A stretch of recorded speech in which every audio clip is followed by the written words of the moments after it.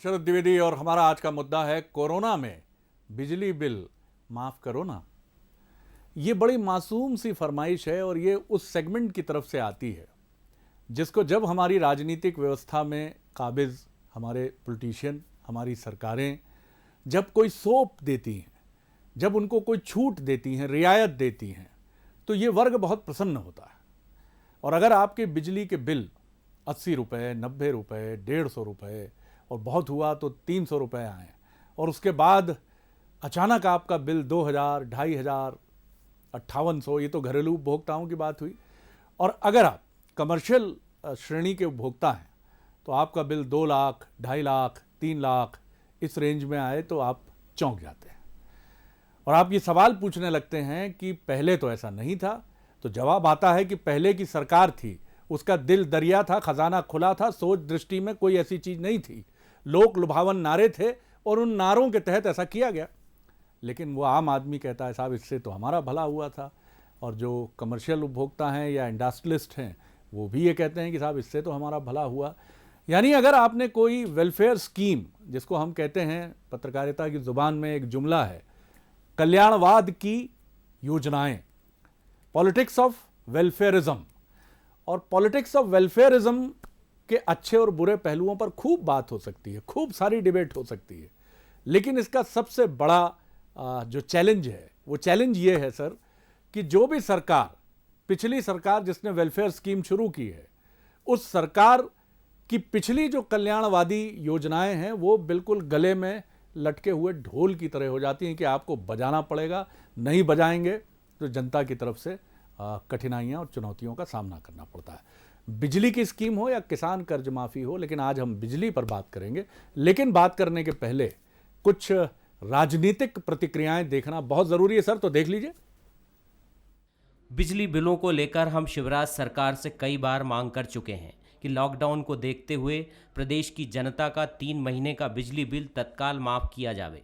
साथ ही हम मांग करते हैं कि देश के अन्य राज्यों की तरह प्रदेश सरकार भी उद्योगों को इस संकट काल में भी आ रहे भारी भरकम बिजली बिलों में राहत प्रदान करे।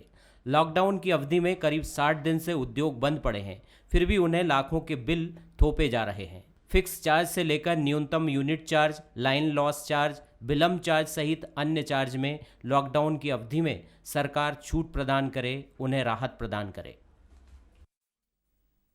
मध्य प्रदेश में जिस कोरोना की महामारी में जहां जनता को राहत की जरूरत है, वहां सरकार आफत देने में लगी है। जो राहत माननीय कमलनाथ जी ने इंदिरा गृह ज्योति के माध्यम से दी थी, 100 रुपए में 100 यूनिट का बिल, और लगातार पूरे हर वर्ग के बिलों को कम आना शुरू हुआ था। पर जब से कोरोना और भारतीय जनता पार्टी की सरकार आई है, बिलों में बेतहाशा वृद्धि हुई है। जिनके 100 रुपए बिल आते थे वो 2-2, 5-5 हजार तक आ रहे हैं।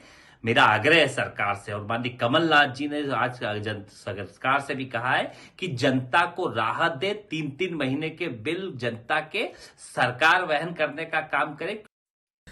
कांग्रेस की मांगों पर विचार हम करें, गंभीर विषय है, जरूर विचार करेंगे। तो साहब ये तो बड़ा महत्वपूर्ण मसला है कि नरोत्तम जी ने कह तो दिया है विचार करेंगे, यानी सरकार कहीं ना कहीं कुछ सोच तो ज़रूर रही है। इससे पहले कि मैं अपने मेहमानों की तरफ आऊँ और उनका तारुफ, उनका परिचय, उनका इंट्रोडक्शन आपसे कराऊं, मैं सीधे चल रहा हूं। फ़ोन पर हमारे साथ जुड़ रहे हैं पीथमपुर औद्योगिक संगठन के जो प्रमुख हैं, चीफ हैं, गौतम कोठारी जी, खुद भी एक इंडस्ट्रियलिस्ट हैं, उनकी तरफ मैं चल रहा हूं। गौतम जी, बहुत कम वक्त है मेरे पास, लेकिन आप अपनी बात मुकम्मल तरीके से रखिए। क्या समस्या है, क्या चुनौती है बिजली की, अगर हम बात करें तो? समस्या ये है कि जो घर में रह करके जिनने बिजली जलाई है वो पैसा दे रहे हैं, वहां तक तो ठीक है। लेकिन उद्योग तो सरकार ने बंद किया, एट ए टाइम इमीडिएटली बंद करना पड़ा, और उसके बाद 2 महीने से हमने बिजली जलाई नहीं जी। उसके बाद भी हम कह रहे हैं कि जितनी हमने उपयोग करी भी है, यानी लाइटिंग वगैरह के सुरक्षा के उस उद्देश्य से जी, तो उसका बिल आप ले लीजिए यूनिट चार्ज के रूप में। No minimum charge, no fix charge जी। ये MPERC की जो कोड है, सप्लाई कोड है, उसमें एक पैरा है 11.2 फोर्स मेजर।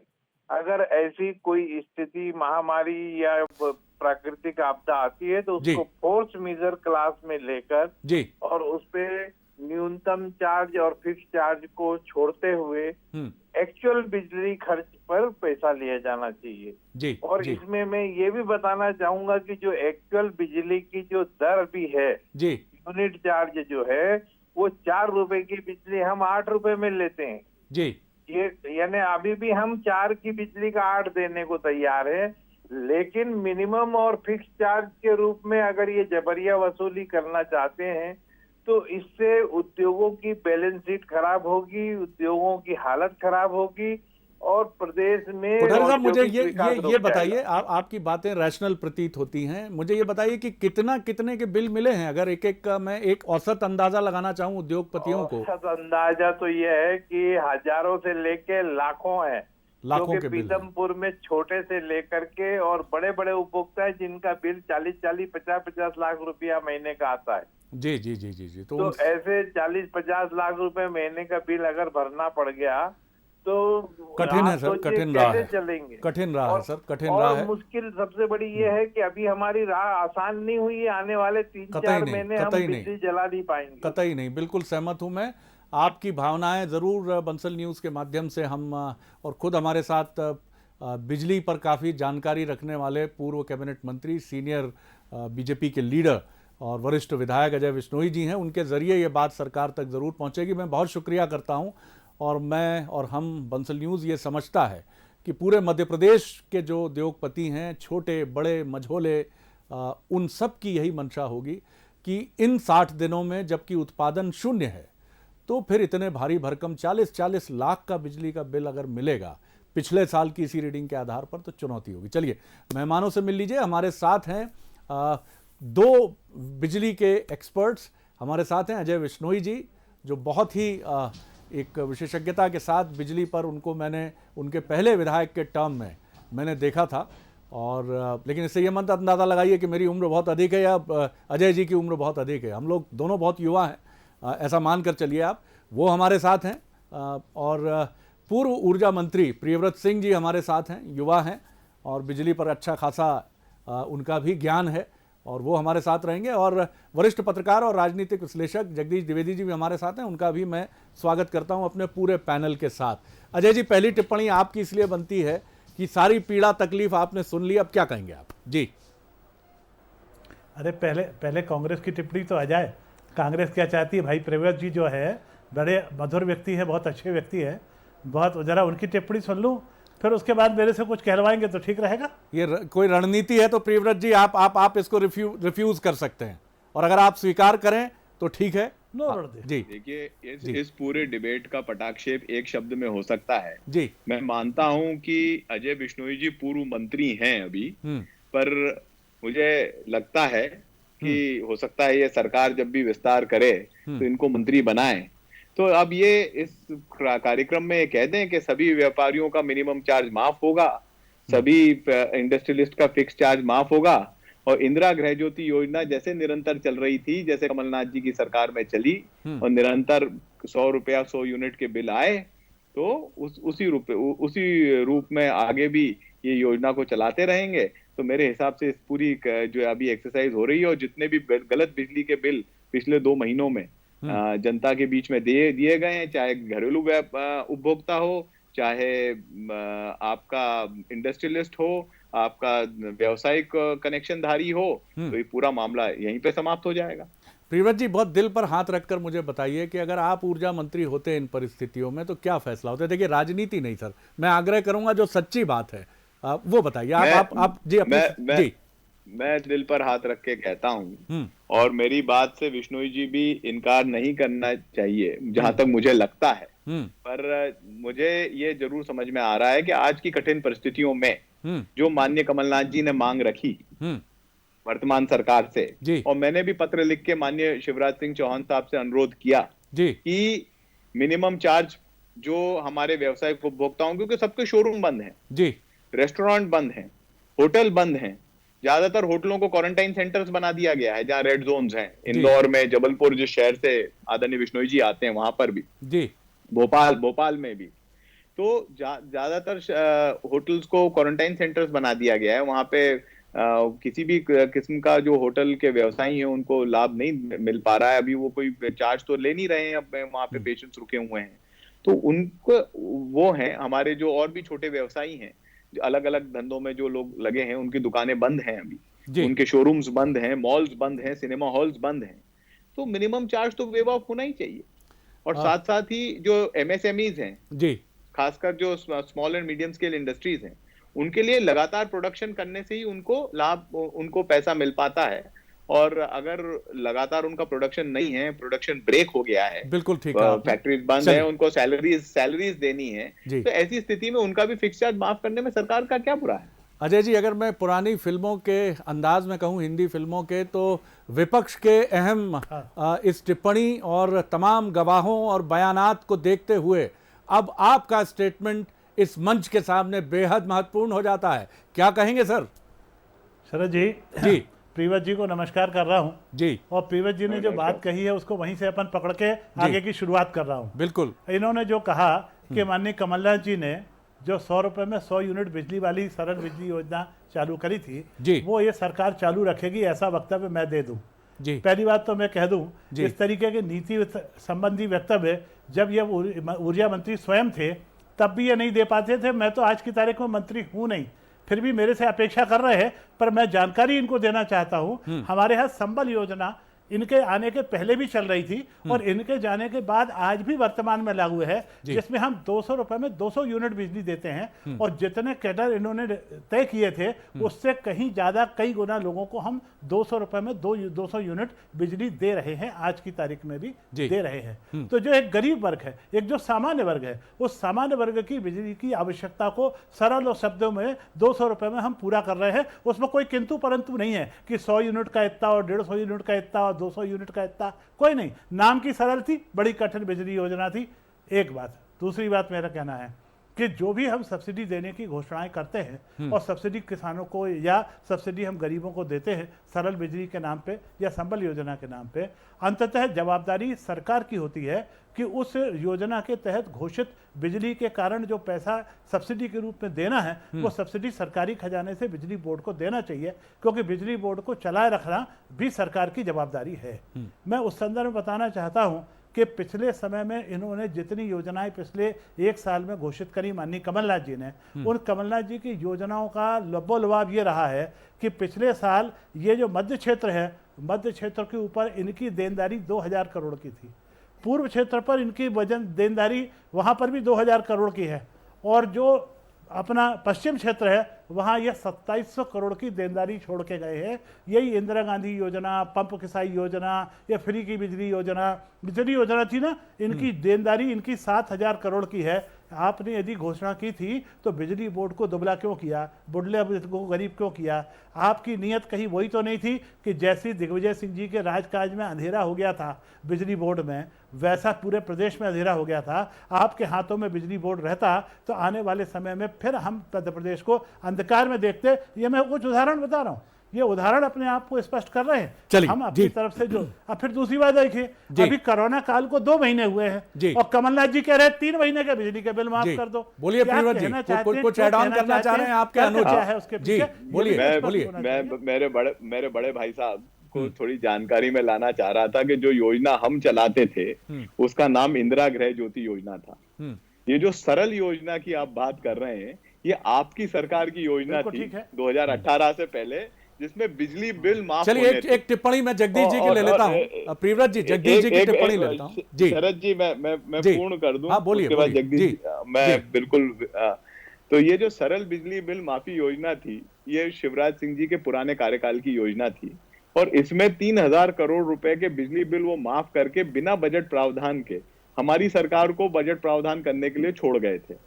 तो ये तो एक बात हुई। दूसरी जो बात है कि जितनी भी हमारी डिस्कॉम्स हैं, ये जो 2000, 1000 का जो बताया आपने, तीनों डिस्कॉम्स का, पश्चिम, मध्य और पूरब का, आपके राज्य में 2018 में जब जनवरी माह में मैंने कामकाज संभाला, तब इनके ऊपर घाटा 47,000 करोड़ का था। 15 साल में डिस्कॉम्स बनी 2004 से 2018 के बीच में 47,000 करोड़ का तो सर ये आंकड़े हैं प्रियव्रत जी और बड़े मौजूद हैं, लेकिन मुझे वो गीत याद आता है, एक बगल में चांद होगा एक बगल में रोटियां। जो गौतम कोठारी जी को नजर आ रहा है वो भी नजर आ रहा है कि साहब रियायत कर दीजिए, और जो एक आम उपभोक्ता को भी लग रहा है कि कठिन समय है, चुनौतियां सब भरी हुई हैं, नौकरी का संकट है। और दूसरी बात, एक महत्वपूर्ण बात है, मैं समाप्त करूंगा। महत्वपूर्ण बात यह है कि इंदिरा गृह ज्योति योजना के माध्यम से हम लगभग 1,17,00,000 घरेलू उपभोक्ताओं में से 1 करोड़ उपभोक्ताओं को लाभ पहुंचाते थे, और इनकी जो चंबल योजना है वो मात्र 62 लाख उपभोक्ताओं को लाभ पहुंचाती है। तो थोड़े आंकड़े बिश्नोई जी देख लें, उसके बाद फिर आगे की चर्चा चलेगी। जगदीश जी, जब तक ये मैं सुन रहा हूं इस बहस को, अभी तक जहां जिस मंजर पे पहुंची, पता नहीं क्यों मुझे लगा कि किसी व्यूअर्स की तरफ से ये आवाज आई है, तारीख पे तारीख, तारीख पे तारीख, तारीख पे तारीख। क्या कहेंगे आप? शरद जी, सबसे पहली बात तो ये कि ये इस बात से कोई इंकार नहीं कर सकता कि बिजली के बिल चाहे आम उपभोक्ता को हो या एंडलेफ्टिस्ट को हो, बिल तो करंट मार रहे हैं, ये तो स्वीकार करना पड़ेगा हमको। बिजली के बिल लगातार करंट मार रहे हैं, इसके कारण क्या हुए हैं, इसका निदान कैसे हो, ये वो लोग तय करेंगे जो सत्ता में हैं, या उसके लिए वो लोग सुझाव देंगे जो विपक्ष में है। लेकिन सबसे बड़ी चीज कि अगर हमको इन लॉकडाउन की स्थिति में मध्य प्रदेश के उद्योग बहुत संकट काल में फंसे हुए हैं, तो सरकार को निश्चित रूप से आगे आके ऐसे काम करना पड़ेंगे जो उद्योगपतियों को राहत दें। दूसरी चीज, बिजली के बिलों की, जहां तक हम घरेलू कनेक्शनों की बात करें तो घरेलू कनेक्शनों में रीडिंग नहीं हो रही है। एक ऑप्शन ये दिया गया है कि साहब अपनी आप खुद रीडिंग देके भेज दें, बिजली विभाग को भेज दें, बिल आ जाएगा, या एवरेज बिल लाएं। तो ये बात घरेलू कनेक्शनों में भी आ रही है कि एवरेज बिल जो है वो जिस तरीके से दिए जा रहे हैं वो ठीक नहीं है, वो बिल भी करंट मार रहे हैं। आज ही मैं किसी अखबार में एक फोटो देख रहा था कि एक व्यक्ति की बिजली वाले मोटरसाइकिल उठा के ले आए हैं और वो 15,000 का जो उसका बकाया था वो जमा करके खड़ा है कि साहब मेरी मोटरसाइकिल दे दो। तो ये इस तरह का जो जबरिया वसूली है, एक तो कंपनियों को इससे दूर होना पड़ेगा, और तीसरी चीज, चूंकि ये तो मानना पड़ेगा कि सियासी जो घोषणाएं हुई हैं और जो राजनीति के लिए फ्री बिजली देना, सस्ती बिजली देना, इन्होंने विद्युत मंडल का या बिजली बोर्ड का भट्टा बैठाया है, कबाड़ा किया है। सबसे पहले हमें इस पे विचार करना पड़ेगा।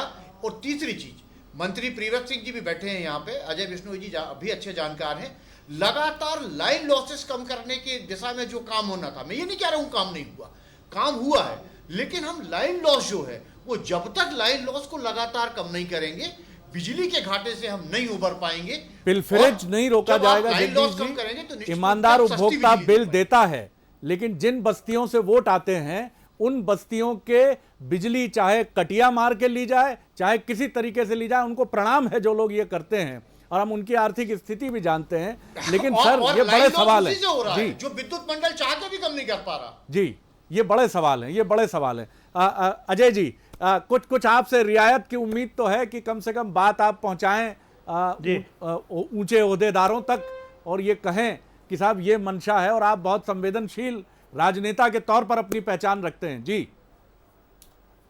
देखिए, रियायतों की उम्मीद जनता हर क्षेत्र में कर रही है। बिजली के बिल माफ होना चाहिए, इनकम टैक्स माफ होना चाहिए, जीएसटी माफ होना चाहिए, है कि नहीं, हर प्रकार के टैक्स में रियायत चाह रही है, और चाह रही है कि सिस्टम को सुधारने के लिए, इकानमी को सुधारने के लिए इसमें पैसा भी डालना चाहिए। आखिर पैसा आएगा कहाँ से, इस बात को चिंता करते हुए हमको आगे चलना चाहिए, और ये बात समझना चाहिए कि बिजली बोर्ड को चलाए रखना भी हमारी अपनी जवाबदारी है। हम लोग एक आंकड़ा मैं आपके सामने और रखना चाहता हूँ। अभी मैं आपको बता रहा था, तो मध्य क्षेत्र में को जैसे सिस्टम इन जो सुधारने के लिए, स्ट्रेंथनिंग करने के लिए हर साल कुछ बजट में पैसे का प्रावधान किया जाता है। उतना पैसा दोगे तो सिस्टम सुधरेगा, नए ट्रांसमिशन सब स्टेशन आएंगे, ऑगमेंटेशन होंगे। 196 करोड़ का प्रावधान था मध्य क्षेत्र में, मिले उनको सिर्फ 25 करोड़ रुपए। इसी प्रकार से पूर्व क्षेत्र में प्रावधान किया 255 करोड़ का, दिया सिर्फ 50 करोड़। हम सिस्टम पे वजन लादते जा रहे हैं सब्सिडी का, और सिस्टम को स्ट्रेंथन करने के लिए जो बजट चाहिए वो बजट हम उनको देते नहीं हैं। इसी प्रकार से ट्रांसमिशन में भी लगातार कमी की गई है। पिछले 1 साल में नज़ारा ये दिखने लगा था कि हम 15 साल पुराने वाले बिजली के हालात में पहुंच जाएंगे यदि यही हालत रही। तो मैं फिर कहना चाहता हूं, सब्सिडीज की हम मांग करें, छूट की हम मांग करें, पर कहां छूट जाएगी, कहां, किसके सर पे जाएगी? बड़ा सवाल होगी मतलब बिजली बोर्ड का घाटा बढ़ेगा, बिजली बोर्ड का घाटा बढ़ेगा, इसका मतलब है कि अगले बार बिजली के रेट बढ़ जाएंगे, और बिजली के रेट बढ़ जाएंगे तो फिर हमारी छाती पर आएंगे, चाहे वो आम उपभोक्ता हो, चाहे घरेलू उपभोक्ता हो, चाहे इंडस्ट्रियल उपभोक्ता हो, आने वाला है उसी की छाती पर। क्योंकि ये घाटा जब से होगा तो ये नियामक बोर्ड के पास जाएंगे कि हमें इतना लॉस हो गया है, अब की बार हमको बिजली के रेट इतने ज्यादा कर दो। कान घुमा के पकड़ लीजिए, चाहे सीधे पकड़ लीजिए, आना तो हमारे और आपके सर पे है। जगदीश जी, ये बताइए मुझे कि दोनों ही सरकारें या कोई भी सरकारें, यहाँ कांग्रेस बीजेपी है, समाजवादी पार्टी और बहुजन समाज पार्टी भी हो सकती है, समाजवादी पार्टी और कांग्रेस भी हो सकती है, कहीं भी कोई भी पार्टी हो, लेकिन ये बताइए मुझे कि पॉलिटिक्स ऑफ वेलफेयरिज्म, संबल योजना भी डिठौना लगाकर मतदाताओं के सामने है, इंदिरा ज्योति भी डिठौना लगाकर, काजल का टीका लगाकर, और किसकी योजना सुंदर है सर, कैसे बताएं सर? क्योंकि दोनों में ही सब्सिडी है, दोनों में ही खजाना खाली होता है, दोनों में ही चुनौतियां हैं और दोनों में ही अपेक्षाएं हैं कि वोट लेकर आएंगी। क्या करे सर आम उपभोक्ता? देखिए शरद जी, सबसे बड़ी चीज है जो मैं बार बार आपसे कह रहा हूं कि जो सब्सिडी की पॉलिटिक्स है, ये पॉलिटिक्स ठीक है, वोटों के लिए बेहतर हो सकती है, लेकिन लॉन्ग टाइम में आप लोगों को नकारा बनाने का काम कर रहे हो, अकर्मण्य बनाने का काम कर रहे हो आप। ये सब्सिडी की पॉलिटिक्स आप उठा के देखिए, बहुत सारी और जिसकी पेइंग कैपेसिटी है वो डिस्करेज हो रहा है सर। अन्य देशों की राजनीति का अध्ययन करते हैं जी जी, वो आप ये किसी भी देश में नहीं है, ये इस तरह की किस तरह की आप राजनीति करते हैं आपकी। अच्छा, और क्या सारा का सारा आप लोड जो है वो मिडिल क्लास पे डालना चाहते हैं इसका? भाई उस क्लास की भी चिंता करने वाला किसी को होना चाहिए। आज ऐसे एमएसएमई की बात हो रही है, ये ठीक है, एमएसएमई उसी प्रकार से है कि बड़े उद्योग फिर भी कुछ झेल सकते हैं, लेकिन आप जिस तरह से बिजली के बिल शरद जी आ रहे हैं, आप किसी जो है एमएसएमई के इंडस्ट्री से आप पूछिए, वो बैठने की कगार पे आ गया है, उसकी आपको चिंता भी नहीं है। इसलिए नहीं है कि आप जानते हैं कि अगर उसे उद्योग खड़ा करना है तो निश्चित रूप से वो बिल चुकाएगा और अपना काम करेगा, चूंकि लेकिन उसे अपने वर्कर्स की भी तनख्वाह देनी है। और ये जो प्राकृतिक कोप आया, जो कोरोना का संकट आया, निश्चित रूप से इसमें सरकारों को भी लॉस हुआ है। जैसा विष्णु जी कह रहे थे कि पैसा चाहिए, लेकिन पैसा इस कीमत पे नहीं वसूल होना चाहिए। कम से कम इसमें मानवीयता के पुट का ख्याल रखना चाहिए, क्योंकि अभी भी जो बिजली के बिल आ रहे हैं, आप बात करिए उद्योगपतियों से। कल एक बहुत बड़ी खबरें आज सारे अखबारों में छपी हैं, मेरी बात हुई थी कुछ इंडस्ट्रिस्ट से, वो यही कह रहे हैं कि साहब हमसे आप उतना पैसा लीजिए ना जितनी हमने बिजली जलाई है। अगर आप पिछले साल जो है मई में उन्होंने कितनी बिजली जलाई थी उसको आधार मान के इस बार मई का बिल भेजेंगे या अप्रैल का बिल भेजेंगे, मैं मानता हूं ये नाइंसाफी है। इस पर विचार होना चाहिए और सदा सहता से विचार होना चाहिए, क्योंकि उद्योगपति भी हमारे हैं और आप बात करते हैं उनको खड़ा करने की। अगर वो खड़े होंगे तो बहुत सारे लोगों को समय पे वो सैलरी दे पाएंगे, तो उनके लिए कुछ ना कुछ आपको कुछ ना कुछ रिबेट तो उनको देना पड़ेगी। बिल्कुल आपने ठीक कहा है, और यही सबसे बड़ा सवाल है कि मिडिल क्लास से अपेक्षाएं तो बहुत हैं, इंडस्ट्री क्लास से अपेक्षाएं तो बहुत हैं कि वो राष्ट्र के मुकुट को भी देखे, वो ये भी देखे कि उसके निज हित में कहीं कोई देश का अहित ना हो जाए, उसके इनकम टैक्स, उसके कंट्रीब्यूशन से देश की विकास योजनाएं द्रुतगामी गति से दौड़ें, बिल्कुल बुलेट ट्रेन हो जाएं। लेकिन सर जब वो कुछ मांगता है तो कहा जाता है कि आप तो बड़े हैं, आप बड़े हैं, मांगना आपको शोभा नहीं देता है, आप तो देना सीखिए, सिर्फ दान करिए। नहीं सर, और मिडिल क्लास की क्या कहूं, कभी जिन दिनों कुछ कविता नुमा कुछ कच्चा पक्का ख्याल आता था तो मैंने लिखा था कुछ उस समय कि देवियों में मिडिल क्लास का नमूना हूं, न जिंदा हूं न मरा हूं, बस दोनों के बीच में फंसा हूं। सर इस बीच में फंसे आदमी को निकाल लीजिए सर, और इंडस्ट्री वालों का भी ध्यान रखिए। बहुत धन्यवाद प्रियव्रत जी, बहुत धन्यवाद अजय जी, बहुत धन्यवाद जगदीश जी, नमस्कार।